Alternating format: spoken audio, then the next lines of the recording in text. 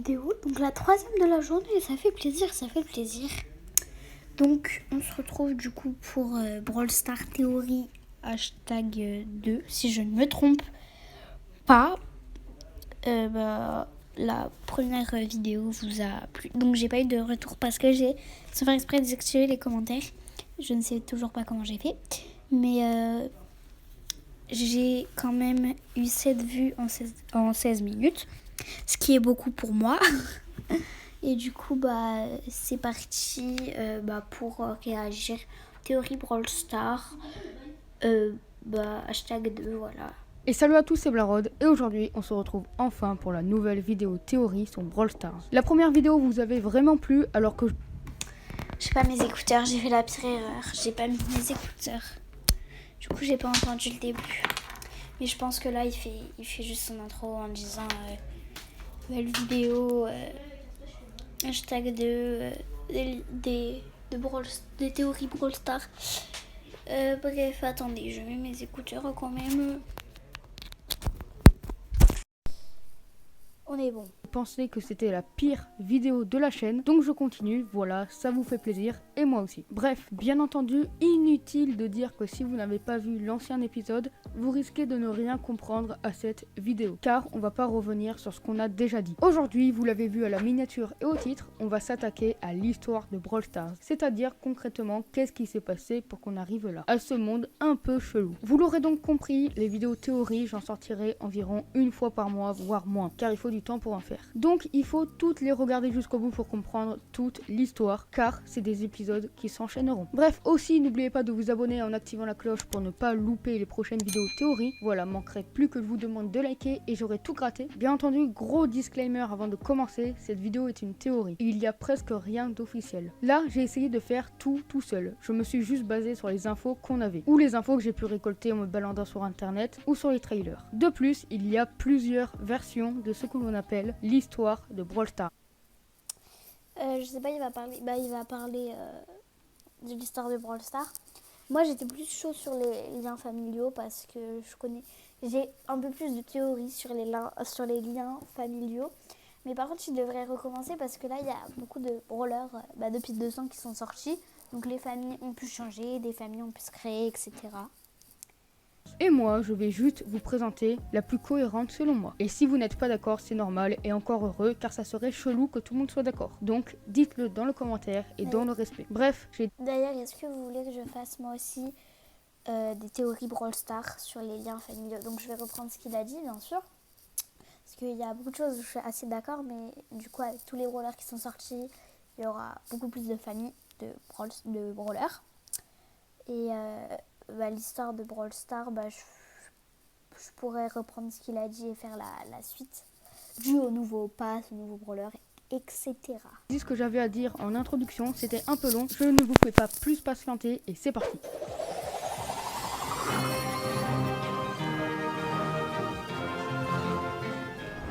D'abord, faut situer notre histoire dans le temps. Mais avant, il faut savoir un truc. De base, Brawl Stars à la bêta, c'était surtout un univers Far West désert. Rien qu'à voir avec le logo et les sprites des brawlers. Mais le jeu... Vous avez vu le skin qui vient de passer?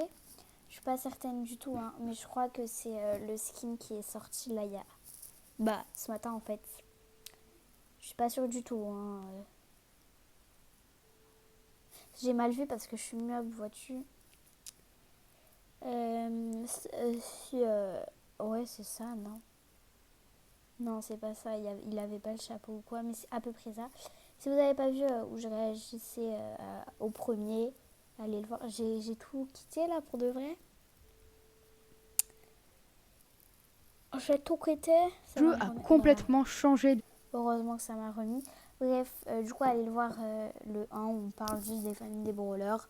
Mais c'est quand même intéressant, je trouve. Direction, certainement pour toucher un public plus large. Avant, on avait une histoire assez simple. Colt le shérif, Bull le méchant, Shelly le bandit, les créatures des déserts, etc. Et ça laissait pas forcément place à de longues théories, car en fait, il y avait déjà un lore, une histoire. Mais au global, ils ont supprimé tout cela en passant de ce qu'on pourrait dire les années 1800-1900 à notre époque. Le téléphone d'Elisa, Retropolis, Max et son uniforme ultra futuriste, etc. etc. Brawl Stars se déroule donc aujourd'hui et maintenant à l'heure où vous entendez ma voix. Mais il y a une grande séparation entre les anciens brawlers avant le global et les nouveaux brawlers. Et c'est ce qui m'a souvent Je parle pas beaucoup parce que je suis beaucoup trop concentrée sur ce qu'il dit.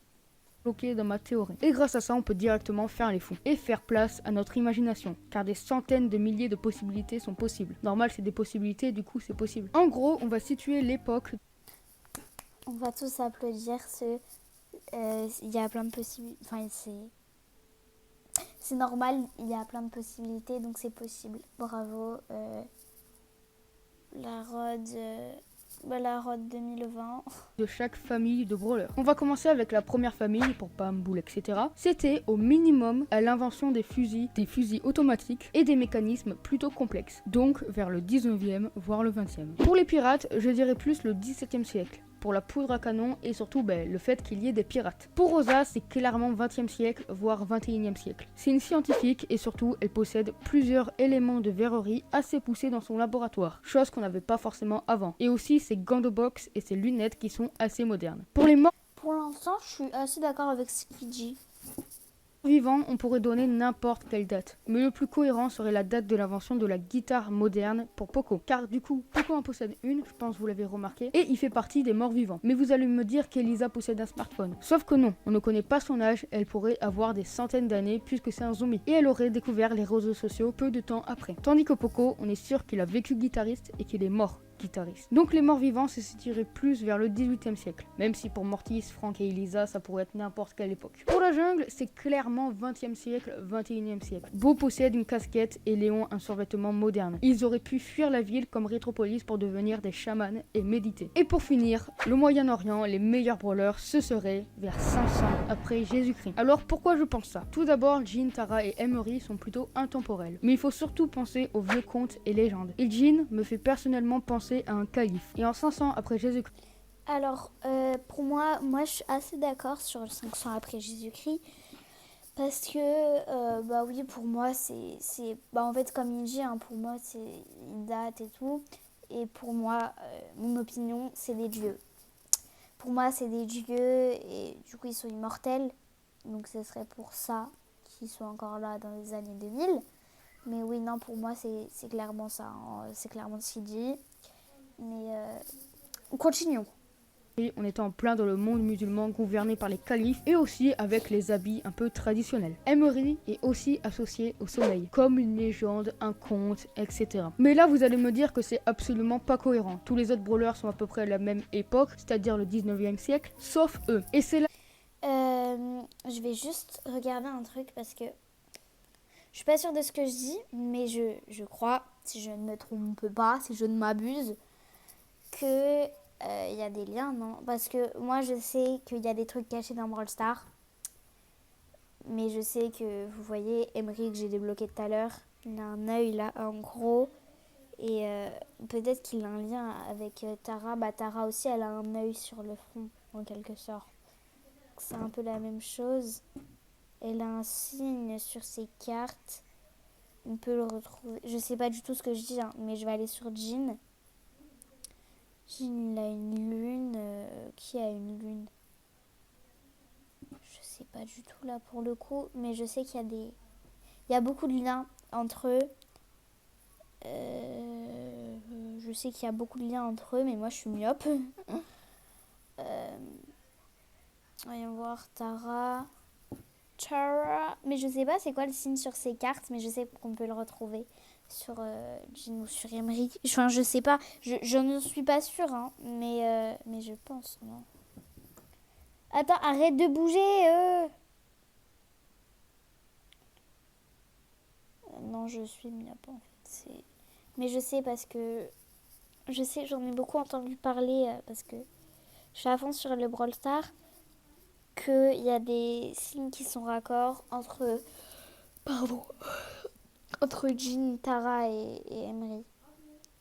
Là qu'intervient selon moi la théorie la plus farfelue de tous les temps, utiliser la magie dans Brawl Stars et les sorts. Le reste ont des armes ou d'autres types, même si on peut faire une exception pour Mortis. Et parmi ces magies, on a le pouvoir de contrôler le sable et lui donner une agressivité. On a aussi le pouvoir de manier une lampe magique contenant un génie qui peut attraper les gens. Mais surtout, celui qui nous intéresse, manier l'espace-temps. Et vous voyez très bien où je veux en venir. Il faut savoir que Tara peut créer littéralement des trous noirs. Je m'y connais pas trop, mais dites-vous que ça pèse plus lourd qu'un soleil et que ça a des propriétés qui défient les lois de la physique. Ma théorie serait donc que Tara aurait à l'époque combattu un ennemi surpuissant. Peut-être un sorte de dieu comme les ancêtres de Bo auxquels il fait souvent référence par exemple. Ou un brawler caché qu'on découvrira au fil des mises à jour. Elle aurait créé un giga trou noir, un sort surpuissant comprimant l'espace et le temps. Ce qui fait que tous les brawlers vivent à la même époque. C'est pour cela qu'Elisa possède un smartphone, Frank des écouteurs, etc. Et si on pousse encore plus loin, on pourrait penser que Tara a été blessée ou vidée de son énergie lors du combat dans lequel elle a créé le giga trou noir. C'est pour cela qu'elle est un peu momifiée ou qu'on voit pas son visage. Personnellement, je sais que je vais un peu trop loin, mais je trouve cette théorie trop stylée et je voulais absolument vous la partager car elle offre des dizaines de possibilités. Et surtout, malgré tout, elle reste hyper cohérente.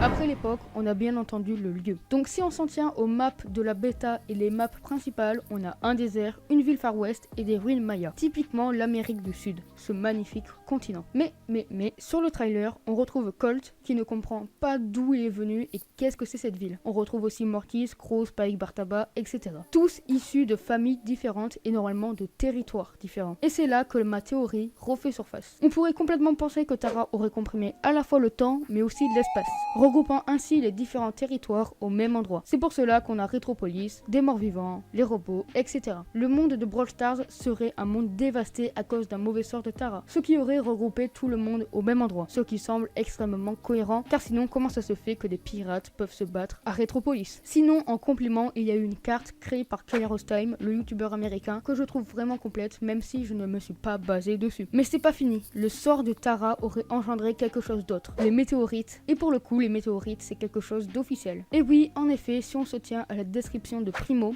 il aurait été frappé par une météorite, lui conférant une force exceptionnelle.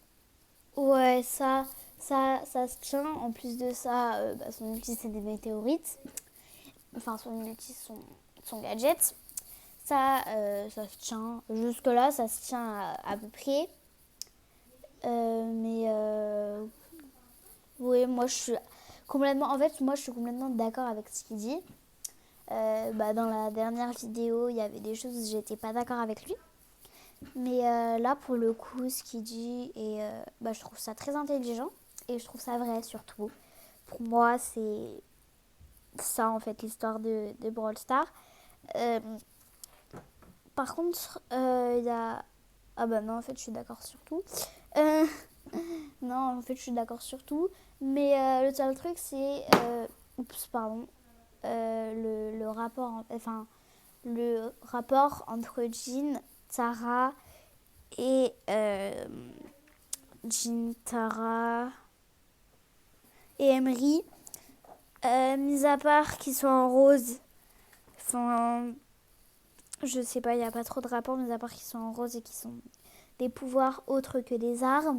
Je vois pas trop le rapport. Ce qui lui a fait devenir le catcheur qu'on connaît bien. De plus, les météorites sont au cœur principal de Brawl Stars et on sait que c'est elles qui font jaillir les gemmes. Les météorites sont donc à l'origine du mode Razel Gem et des richesses de Brawl Stars. Elles sont donc très spéciales. Soit elles viennent de l'espace, on pourrait penser à un brawler extraterrestre, ce qui annulerait la théorie. Mais si on suit notre histoire, c'est Tara qui les a fait rendre magiques. On est donc dans un monde instable rempli de catastrophes naturelles. Poisons, météorites, drogues et champignons qui spawnent de manière aléatoire, bateaux qui tangent. Ouais non, pas bateau qui tangue en fait. Bref, Tara a détruit ce monde en essayant de le sauver. Ou par envie, ça se trouve elle est méchante. Mais bref, elle a créé un endroit où les batailles font rage, où il faut voler avant d'être volé. Et cet endroit, c'est Brawl Stars. 3. Le fonctionnement. On a vu que les brawlers fonctionnaient entre eux et avaient des relations, qu'il y avait plusieurs territoires unifiés mais très proches et que c'était surtout un sacré bordel. Mais face à cela, une question se pose. Comment est-ce que ça fonctionne? Si on se réfère au trailer, la ville principale serait gouvernée par le shérif Colt. Il souhaite donc faire régner la loi et établir une stabilité, pendant que Bull, son père et Retropolis seraient plutôt du côté obscur de la force. Ils font ce qu'ils veulent et profitent de l'apocalypse. Et puis on pourrait penser qu'il y aurait eu une division dans la famille de Colt. Bull aurait profité du cataclysme provoqué par Tara pour semer le trou. Ça, je suis pas trop d'accord. Je pense que là, il va trop loin. et rejoindre sa sœur. Comme ça, il quitte la vie de famille. Et c'est certainement pour cette raison que les brawlers se battent. Un peu comme dans Daybreak. Le monde est détruit, donc ils font n'importe quoi. Dynamite, quant à lui, pourrait bien être l'homme le plus puissant de la ville, car il possède les mines, ce qui est un énorme atout économique. Mais moi, je pense plutôt que c'est un vieux fou isolé. Et pour les pirates, ils cherchent à prendre le...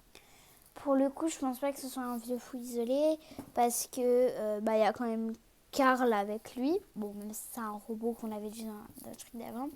Pour moi, quand même, c'est pas un fou isolé, je sais pas. Non, pour moi, ça, je suis pas d'accord.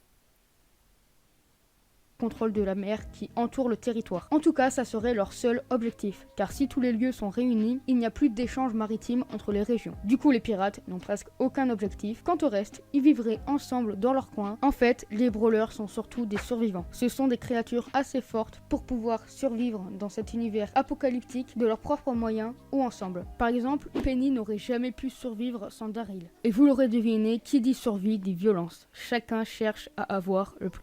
Oui, qui dit survie dit violence, je ne suis pas sûre. Ils pourraient très bien être tous amis. Tout va bien dans le meilleur des mondes. Mais après, ce serait pas Brawl Stars, effectivement.